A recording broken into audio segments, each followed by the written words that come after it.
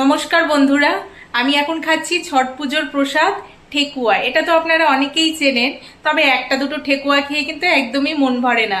সেই জন্য ভেবেছি আজকে ঘরেই বানাবো। তো কিভাবে বানাই চলুন আপনাদের সাথে শেয়ার করছি। সবার প্রথমে আমি একটি বড় থালা নিয়ে নিয়েছি। বড় থালার মধ্যে আটাটা মাখতে খুব সুবিধে হবে, সেই জন্য নিলাম।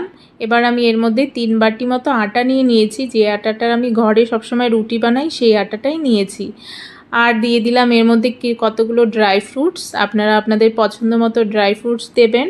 আমি এখানে কিশমিশ, পেস্তা আর কাঠবাদাম দিয়েছি। এবার দিয়ে দিলাম কিছুটা মৌরি।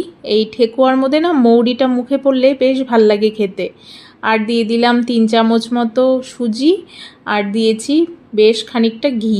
ঘিটা বেশি করে দিলে ঠেকুয়াটা খুব খাস্তা হয়, সেই জন্য ঘিটা একটু বেশি করে দিয়ে আটার সাথে খুব ভালো করে মিলিয়ে এবার দিয়ে দিলাম চিনি।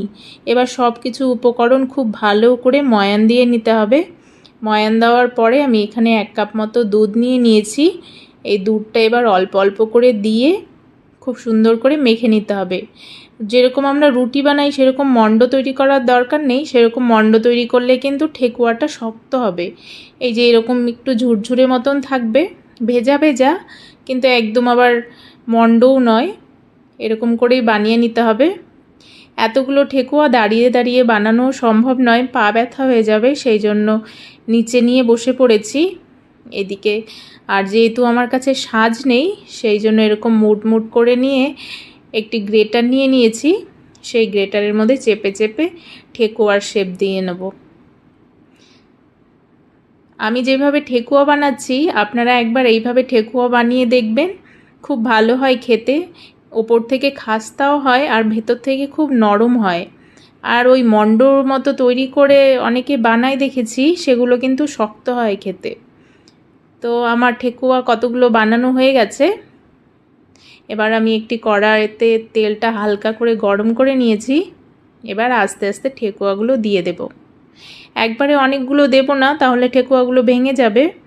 অল্প কয়েকটা দিয়ে গ্যাসের ফ্লেম একদম কমিয়ে দিয়ে আস্তে আস্তে জাল দিয়ে ঠেকুয়াগুলোকে ভেজে নিতে হবে। তো এগুলো ভাজা হতে থাকুক। আপনারা কারা কারা ঠেকুয়া খেয়েছেন আমাকে কমেন্ট করে জানাবেন। আর যারা খাননি তারা একবার এইভাবে বানিয়ে খেয়ে দেখবেন কেমন লাগে। আশা করছি আপনাদের রেসিপিটা ভালোই লাগবে। তো এগুলো একটু ভেজে নিই। যেহেতু কিশমিশগুলো দিয়েছি ওগুলো ফুলে কালো হয়ে যাচ্ছে।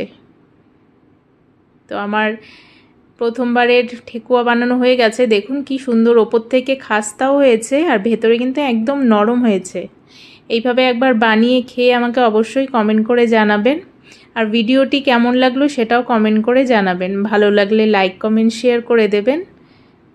আর আজকের ভিডিওটি দেখার জন্য অনেক অনেক ধন্যবাদ। এবার বাকি ঠেকুয়াগুলোও আস্তে আস্তে ভেজে নিই।